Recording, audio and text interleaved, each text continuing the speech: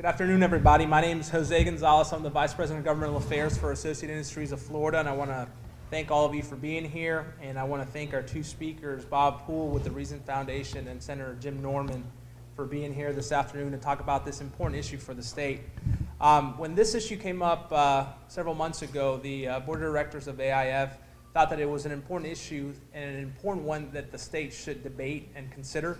And so that's why our foundation commissioned or helped provide a grant to the Reason Foundation to do some of this research, because it was such an important issue to the state of Florida. And so we are very pleased this afternoon to have Bob Poole here, who's a preeminent expert on these toll authority issues, who's going to walk you through the different findings from the study that was just recently published. So let me tell you a little bit about Mr. Poole. He's the Director of Transportation Policy, and he's the Searle Freedom Trust Transportation Fellow at the Reason Foundation. In 2010, he was a member of the Transportation Policy Transition Team for Governor-elect Rick Scott. He also served as a member of the expert review panel convened by the Washington State Department of Transportation to advise on a proposed $1.5 billion managed lanes project. In 2008, he was a gubernatorial appointee to the Texas Study Committee on the role of private provision in toll projects, and he has advised the U.S. DOT Office of the Secretary of Transportation and Federal Highway and Federal Transit Administrations and the state DOTs of a number of states, including California and Florida. So I will stop there. He has many more accolades, but I think the reason we're here is to listen from Mr. Poole on the findings of the study. Thank you.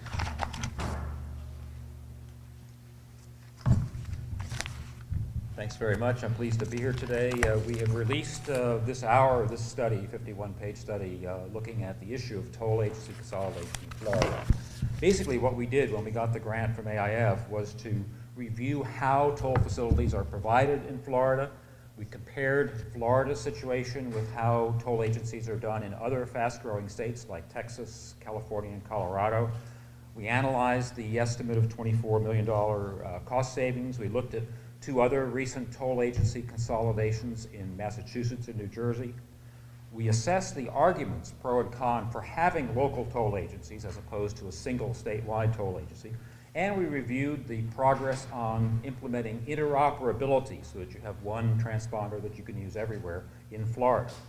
So here's our principal findings. First of all, it's important to realize Florida has some of the most innovative and efficient toll agencies in the entire country. Florida's toll agencies, including the Turnpike and the expressway authorities in Miami, Orlando, and Tampa, are national models of good practice and cost-effective operation. So that's very important as a starting point.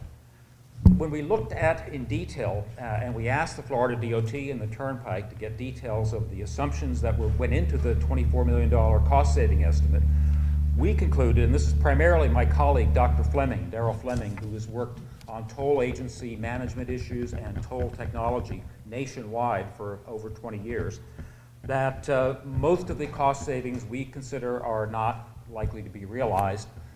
Many of the cost savings that result from consolidating toll collection back office functions already are being accomplished by interagency agreements and by outsourcing some of these functions to the private sector. Our best estimate is that the savings would be closer to $3.5 million rather than $24 million. That's a very major difference. There's also a lot of progress on interoperability. Florida is a national model for statewide toll interoperability. And with the SunPass system, it's operational and usable everywhere in the state except 3 small, low-volume toll bridges, not anywhere else. There's also progress being made to make Florida's SunPass system interoperable with the EasyPass system in the Northeast, in 22 northeastern and midwestern states. That may happen within this year.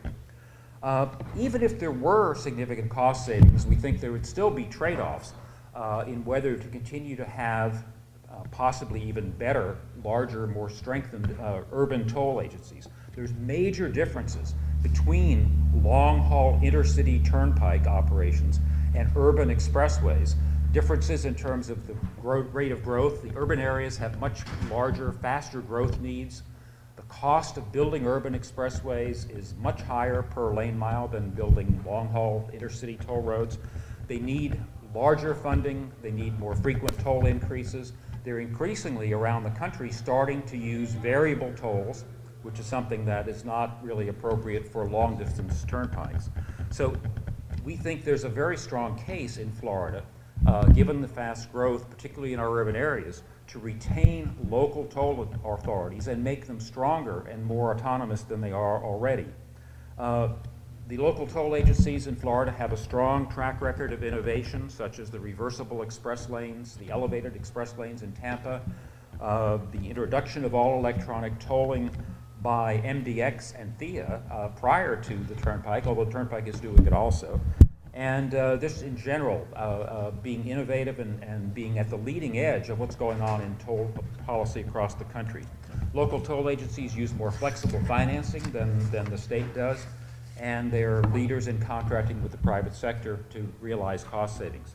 Other fast-growing states, Texas, California, and Colorado, also are relying strongly on local toll authorities to meet the specialized needs of urban areas. Texas, in fact, they've already had like a long history in Houston and Dallas of having strong local toll agencies, but in 2003, they allowed individual counties or groups of counties to create new, what they call regional mobility authorities, and there are 7 of them now in places like San Antonio, Austin, Brownsville, El Paso, Tyler. This is the way Texas believes that is the best way to meet urban mobility needs, is with locally controlled agencies. So our recommendations, to get to the bottom line, are number 1, instead of consolidating toll authorities in Florida, we believe the existing urban toll agencies in Miami, Orlando, and Tampa should be strengthened and become fully autonomous, able to own their own toll facilities, no longer have a dependency relationship with Florida DOT through lease purchase agreements, have authority to operate in their entire urbanized area, not just the county of origin, and issue their own bonds, which 2 of the 3 can now do, but THIA does not yet have that authority. Secondly, other urban areas in Florida that don't currently have an operating local toll authority should be encouraged to create them as the need for that kind of capacity grows, such as Jacksonville and Southwest Florida. And in stimulating such new agencies in fast-growing urban areas, the state should not follow the practice that it's done with Orlando and Tampa of these lease purchase agreements, which imply that the state eventually takes over the toll roads. If we need urban toll authorities on a permanent basis, the state should not aid them in a way that implies they're temporary. Instead, the state could assist the startups of these agencies with either grants or loans, the way the state has been doing for 20 years with the Turnpike, and enabling them to jumpstart new projects. Finally, the issue of compensation of local toll authority leadership has been raised, and as the transition team had recommended, market-based compensation makes sense not only for the local toll authority heads, but also for the Secretary of Transportation of Florida. And we believe the right answer is not to have the legislature micromanage this, but to encourage that the trend toward market-based compensation as appropriate for these important businesses with multi-billion-dollar programs. And that's a summary of what we have to say. I believe Senator Norman has some remarks, and then we'll take some questions. Thank you. Thank everyone for being here today. The reason I'm here is this is a very important project that's undertaking to me and my region.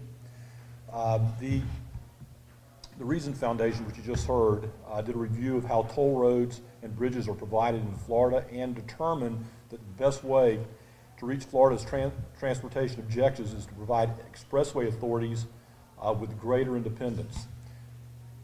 A key point here is that the Reason Foundation this was not funded by the authorities.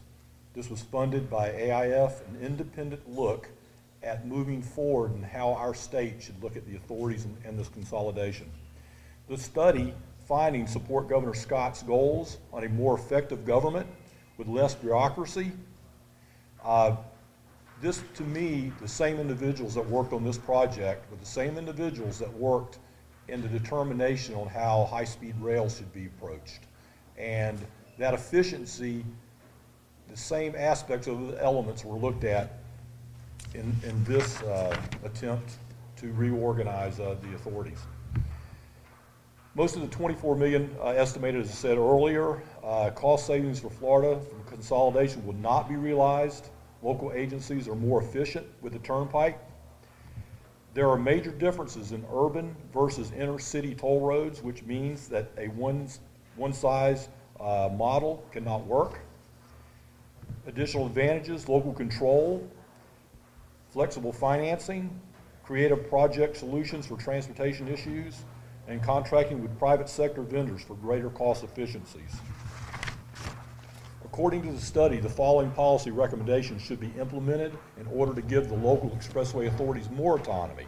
Instead of consolidating expressway authorities, the state should foster strong, self-supporting urban toll agencies and level the playing field for all tolling agencies.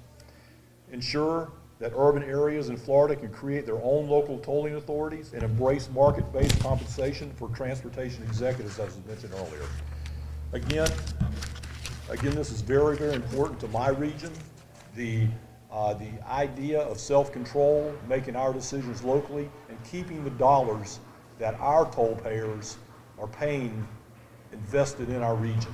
So I'll now conclude with that, but this is a major, major project for me to keep the autonomy of our local taxpayer and our local authority. Thank you.